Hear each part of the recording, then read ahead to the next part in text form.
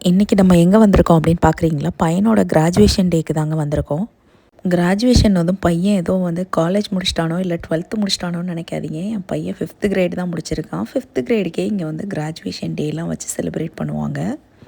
இப்போ இவங்க பார்த்தீங்கன்னா 5th கிரேட் முடித்தாங்கன்னா எலமெண்ட்ரிலேருந்து மிடில் ஸ்கூல் போகிறாங்க. இது வந்து பார்த்திங்கன்னா கடைசி நாள் ஸ்கூலில் நடக்கிற கிராஜுவேஷன் டே. இதுவே வந்து ஃபேமிலி ஃப்ரெண்ட்ஸ் எல்லாம் இன்வைட் பண்ணி ஒவ்வொரு ஃபேமிலியும் அவங்கவுங்க விருப்பப்படி வந்து கிராஜுவேஷன் டேயை கேக்லாம் கட் பண்ணி ஃபுட்டெல்லாம் ப்ரொவைட் பண்ணி செலிப்ரேட் பண்ணுவாங்க. இவங்க வந்து 2033 வந்து 12th கிரேட் முடிப்பாங்க. அதான் ஃப்யூச்சர் கிளாஸ் ஆஃப் 2033.